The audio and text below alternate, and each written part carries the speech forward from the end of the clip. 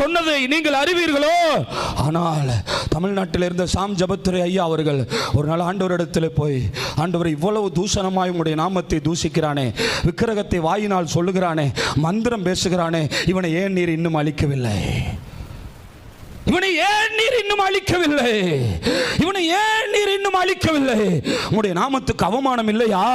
உம்முடைய நாமத்தை தூஷிக்கிறானே, துணிகரமாய் பேசுகிறானே, இவன் இன்னும் உயிரோடு இருக்க வேண்டுமா என்று கேட்டபோது ஆண்டவர் அழுது கொண்டே வந்தாராம்.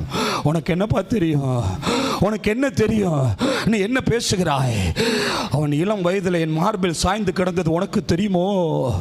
அவன் இளம் வயதில் சின்ன சின்ன காரியத்திற்கு என்னிடத்தில் கேட்டு செய்வானே, அது உனக்கு தெரியுமோ? அவன் ஒரு சின்ன காரியம் என்னிடத்தில் கேட்காமல் செய்ய மாட்டானே, அது உனக்கு தெரியுமோ? அவன் வருவான் என்று காத்திருக்கிறேன். கை தட்டி கர்த்தருக்கு மகிமை சொல்லுங்களேன். காத்திருக்கிறேன்.